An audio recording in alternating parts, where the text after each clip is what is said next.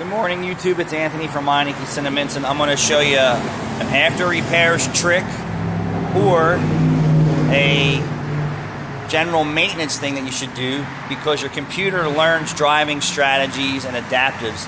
So that means it learns bad driving habits, it learns fuzzy sensor values, and retains them in its data stream.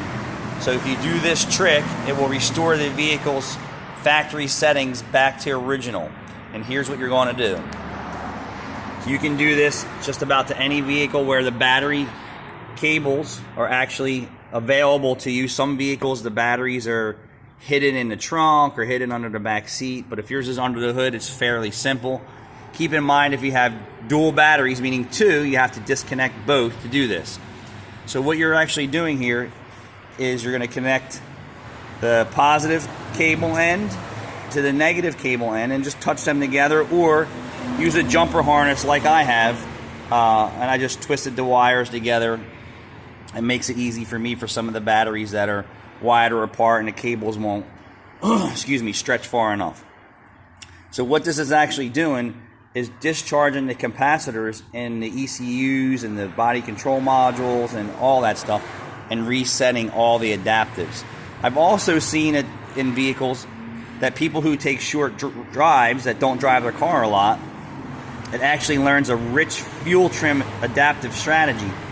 Even though it doesn't pitch a code sometimes, it's making the exhaust system run rich because they're not really driving the car enough to get the engine temperature up. So by doing this simple trick, you're resetting the adaptives, and it's back to its factory original equipment programming. And it's pretty simple to do. You just connect the positive cable and negative cable together, or you could touch them together for about 30 seconds. And once that's done, it's resetting all the adaptives and learning values in the vehicles. If you have two batteries, you want to make sure that you disconnect both batteries, because if you do this, you're going to see something burn up and short out. So make sure that that's the way to do it. This vehicle needed a battery anyway, so I just figured I'd do a video and show you how to do this. Very simple to do. Also, with new vehicles, newer vehicles, OBD2, you want to do this after you make a repair. So if you change an oxygen sensor or a thermostat, or basically anything, catalytic converters, you want to reset the adaptives. This is master industry tricks that no one tells you about, and here you have it.